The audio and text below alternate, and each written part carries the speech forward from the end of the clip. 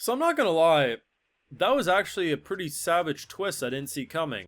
I think most people who have been watching Loner Life expected some people to die, given people have already died. But I think most would assume it would be like the jocks, because seemingly the jocks would want to protect the nerds, and the creepoids over here, I mean, clearly are trying to steal some skills so they can go do very questionable things to the girls. Buddy is about ready to jump a fool, and the hooded guy, which I'm pretty sure it's the same one from episode 4 at the end when they like were teasing things. I think he's the one who's been kind of manipulating them, being like, and edging them on to do certain things.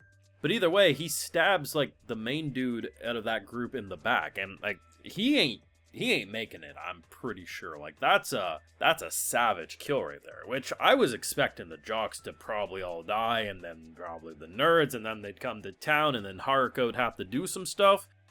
Wasn't expecting that, and now I don't know how many of them are even going to make it out alive, and if whatever Hooded Man's doing could be worse than whatever they were initially planning, which is kind of frightening. Of course, I have full live reactions over on Patreon. If you want to see my full good thought to any of this Loner Life in Another World, it's over there exclusively. So, very pleasant episode. I would still personally put this show closer to the bottom of my list in terms of everything I'm watching, but that's not really to discredit the enjoyment I'm having for this show.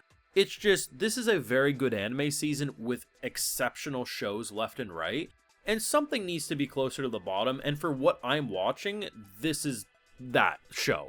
But it's already a show I want to see a season 2 of. I think Haruka as a character is brilliant, and it's definitely a subversion of tropes of what you expect a harem MC to be, because whether he likes it or not, he essentially has formed a sort of harem that's a little reluctant, but at the same time, you know, also is pretty devoted to him. And the idea that he's actually just such a pleasant MC to follow, he's kind of an idiot. I mean, he could have easily just used his cloak and walked out the gates the first time, and instead he tried to bounce his way over, and then he cracked his knee. It's like, he is kind of an idiot, but at the same time, it's a lovable idiot of an MC.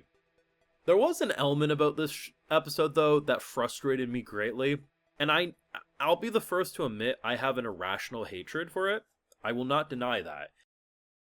But I'm gonna die on the hill that that man's mustache might be one of the worst character designs I have ever seen, and potentially the worst mustache I've ever seen in anime. I don't know what it was, but even after he wasn't on screen, I was thinking about how much I hated his facial hair. I looked at that and I said, why? On one hand, it looks like chocolate was smeared, and then on the other hand, I'm like, why even style? Why? Just why?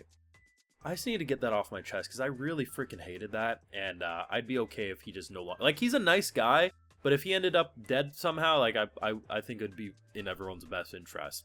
There's definitely some questionable systems at play if our boy's only level 9, and it's kind of some bullshit when you think of it, because you need to be level 10 to register for the guild, but they won't let you leave the city and come back in if you're not registered to the guild.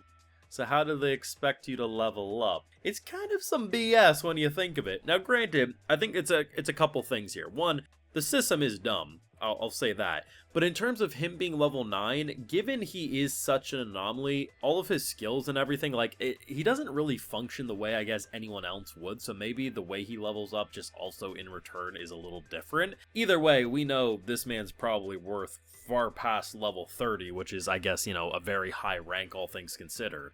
But, of course, I mean, they have a system, so they're not going to let some level 9 do it. They're going to follow the system, right? Either way, it's very enjoyable to watch him, his downward spiral, because it's kind of funny, because if you really think of it, the receptionist who's taking the crystals that he's cashing out, she's very worried because it's kind of a robbery, because it seems like their system is, if someone brings crystals, you gotta buy it off them, right? Like, you can't say no, like... So the fact that he ended up coming with, like, millions and millions worth, and he's pretty much like, yeah, I want to cash this. Like, they're so worried, like, please, we only have 8 million to give you. Please let this be enough. It's almost like they have to buy it, but they're so screwed because they don't have enough money on hand to buy what he has.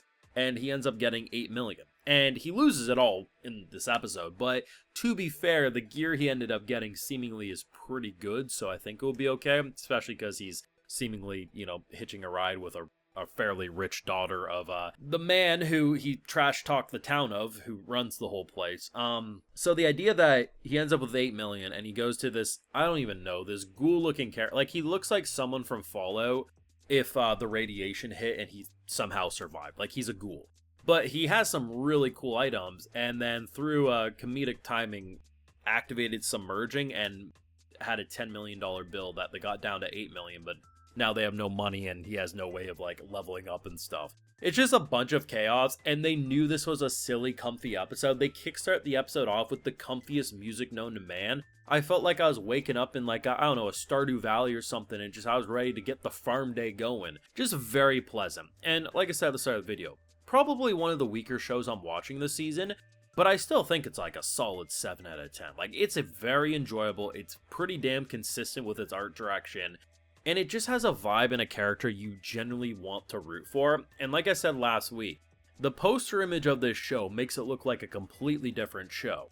And while there still is technically a harem element, the fact that the MC, like, he's a little questionable because he definitely has sexual interest. He thought he was going to a brothel or something. He was ready. Maybe he's just into MILFs. Can't say I would blame the guy if that's his opinion, but, you know, he's literally surrounded by an army of women who I convince at least a third, and that's honestly being conservative about it, probably half to be honest, but even a third would probably sleep with him. Like, let's be honest, he did kind of save everyone's life, and they seemingly quite like him as a person. It's just all gonna fall in his lap, but loner. It is funny though, because like, I like the fact that he thinks he wants to be a loner, but I think a lot of what he's doing is like anything other than that.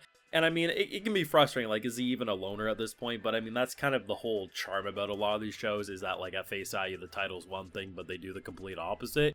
The show knows it's half the time a comedy, but at the same time there is that more serious element in the background, and I like that they didn't just rush into like these delinquents coming in and trying to stab them in the middle of the street. Like, they have like a little system at play.